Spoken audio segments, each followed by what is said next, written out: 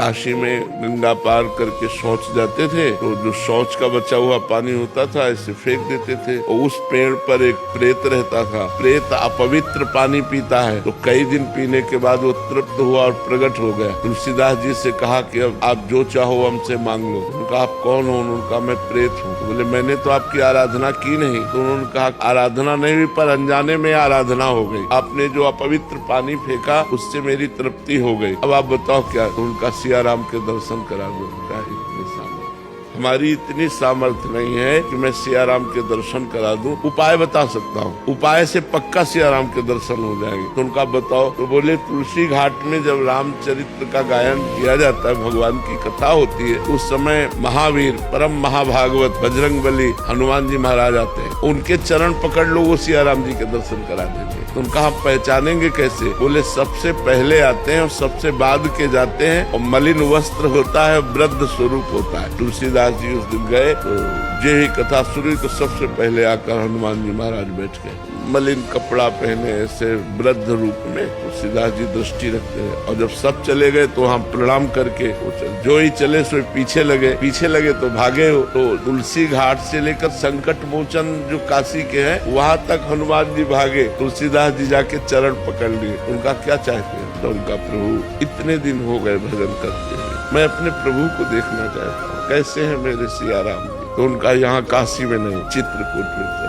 तो फिर हनुमान जी की कृपा से श्री लक्ष्मण जी और श्री राम जी का साक्षात्कार चित्रकूट में श्री तुलसीदास जी को हुआ। तो हम ईमानदारी से संपूर्ण भावना से भगवत भावना से यदि सेवा करें तो कहीं भी सेवा करें वो भगवान को ही पहुंचती है, क्योंकि मूल में सबके भगवान विराजमान। एक आदमी शांति से बैठा हुआ गंगा जी के ऐसे तरंगों को देख रहा था। उसका दोस्त आया, अरे बैठे क्या करते हो? बोले क्यों? अरे बोले कुछ करो। बोले कुछ करने से क्या होगा? बोले धन मिलेगा। धन से क्या होगा? बोले भोग मिलेंगे। बोले भोग मिलेगा फिर क्या होगा?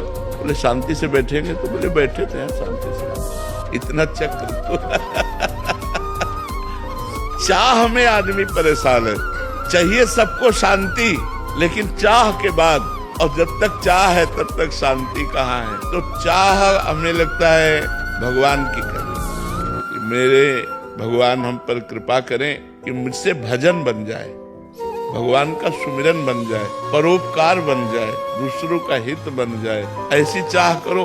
हम आपसे सत्य कहते हैं, बिना चाहे सब कुछ अपने आप आ जाएगा। अगर भाग्य में लिखा है ना तो बिना चाहे अपने आप आ जाएगा। हम देख रहे हैं ना, वो देख रहे हैं। हमारी इच्छा नहीं है, बिल्कुल नहीं। हमारी इच्छा जो है वो भगवान जानते हैं हमारी इच्छा क्या है। तो जब तक हमारे अंदर चाह है तब तक हमें जन्म जन्मांतर भटकना पड़ेगा। अगर हम चाह मिटा दे तो अपने आप सारे सुख आ जाएंगे। ये भी बात समझ लो। अचाह पुरुष के पास सारे सुख अपने आप आ जाते हैं। एक भक्त तो 1 मिनट में भगवान के दर्शन पा लिए। गाय चरा रहा था तो उसने देखा कि एक पाखंडी गांव में जो धन मांगने की चेष्टा करते हैं, गलत आचरण करते हैं, वो देखा कि लोग बहुत हमें देख रहे हैं तो तालाब के किनारे नहाया धोया और तिलक की रचना ऐसे की, क्योंकि गांव में जाना था। अब देखा बहुत लोग देख रहे हैं तो ऐसे नाक बंद करके। बालक ही था 18-20 वर्ष का चरवाहा। वो नजदीक गया और कहा महाराज ऐसे क्या करते हो? तो बोले इससे भगवान के दर्शन होते हैं।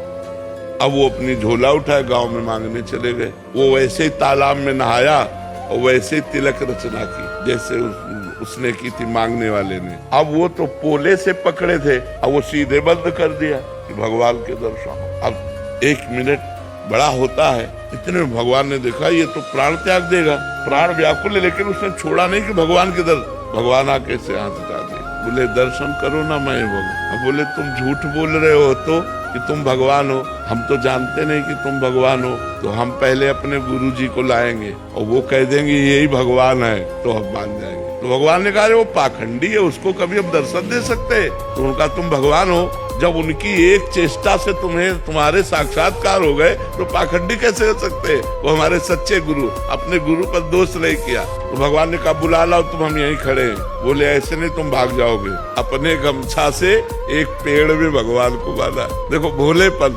अंतर्यामी भगवान को कौन बांध सकता है? वो गए। अब वो मांग रहे थे गांव में। उनका गुरुजी चलो भगवान आए हैं, आप देखो वही भगवान है तुम्हारे वाले। उनका हाँ हाँ तो बोले नहीं देखना पड़ेगा। उन्होंने सोचा इस बालक को कहाँ से भगवान मिल सकते, और पीछे पड़ गया, उनको लेके आया और कहा पेड़ में देखो ये भगवान है। तो उनका बच्चा तुमसे सही बताएं, हमको तो अंगूठा केवल दिखाई दे रहा है। भगवान के चरणों में लौट गए, बोले भगवान यदि आप भगवान हो तो पहले हमारे गुरु जी को दर्शन दो। तो उसकी अज्ञान दृष्टि का नाश किया तो देखा भगवत साक्षात्कार होती, दिव्य ज्ञान प्रकट हो गया। और अब उसने अपने शिष्य को प्रणाम किया कि बच्चा तुम्हारी कृपा से हमको इनके दर्शन है, यही साक्षात भगवान है। तो उसने भगवान का आलिंगन किया, भगवान ने कृपा की, 1 मिनट में भगवत साक्षात। अब सब कोई ऐसा करे थोड़ी थोड़ी भगवान आ जाएगा। अब पूर्व जन्म का भजन था, ऐसे भगवान कृपा कर दिए उसके भोलेपन से। तो कई ऐसे चरित्र आते हैं कि भगवान कृपा कर दे तो किसी से कभी भी मिल सकते हैं, और भगवान अगर कृपा न करें तो फिर जन्म जन्म तपस्या करनी पड़ती है, तब भगवान की प्राप्ति होती है। एक बार अकबर सम्राट यहाँ आगरे आया, तो वहाँ जितने वैष्णव जन राजा थे ना, उसमें सब तिलक लगाए हुए थे। उसको आग लग गई, सब तिलकधारी। तो कहा कल अगर कोई तिलक लगाकर दरबार में आया तो गरम लोहे से उसका मस्तक दाग दिया जाएगा।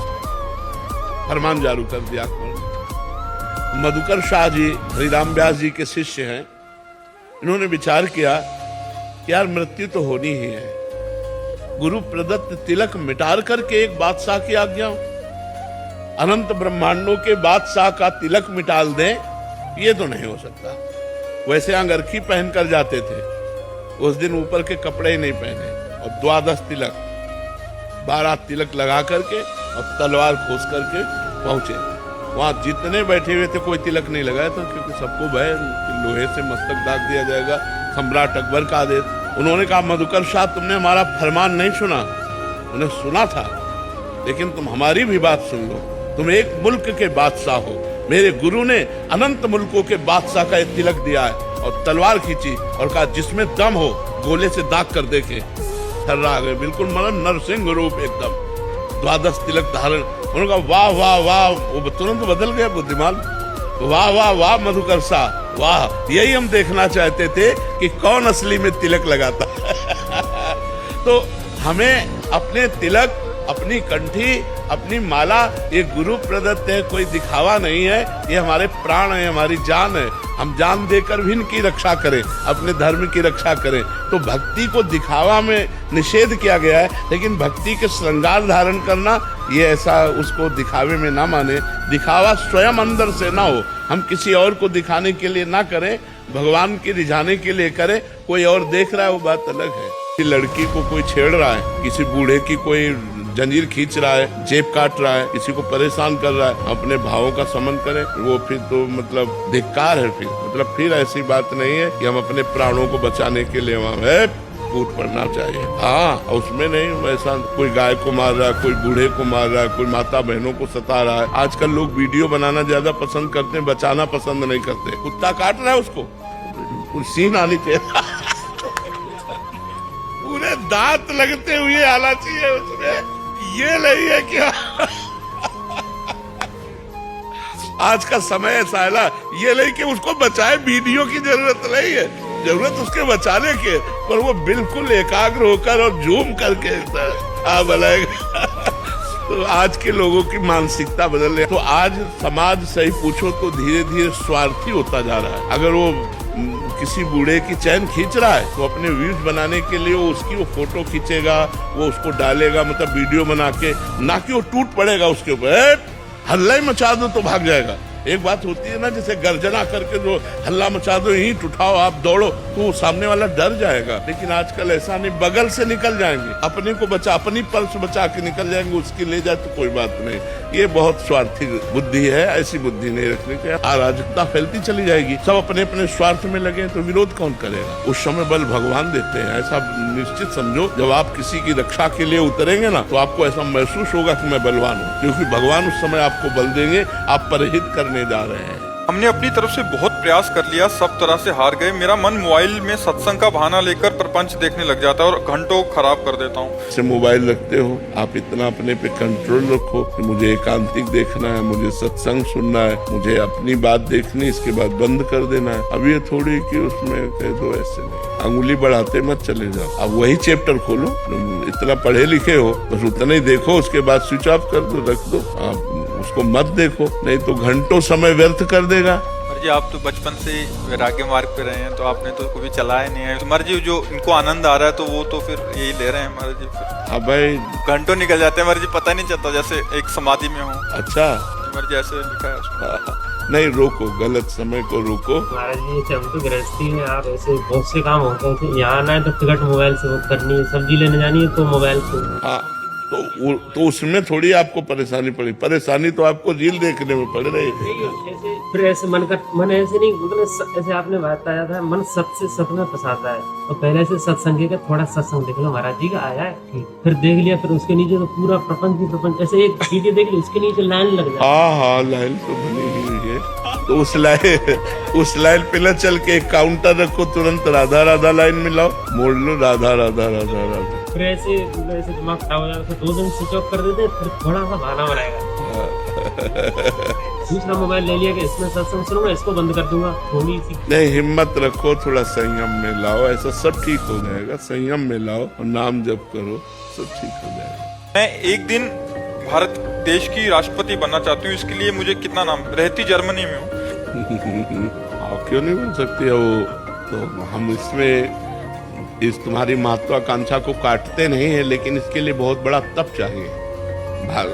मतलब ये छोटी मोटी बात नहीं है, बहुत बड़ी तपस्या उसने की पूर्व जन्म में। पूरे भारत में कितने संत महात्मा, कितना सब, गंगा यमुना, कितना अयोध्या, मथुरा, काशी, कांची, अवंतिकापुरी, कितनी महिमाशाली देश है, और इस देश की वो राष्ट्रपति है। तो पूर्व जन्म में तपस्या, तो आपका भजन इतना श्रेष्ठ हो तो राष्ट्रपति बनना तो छोटी बात है।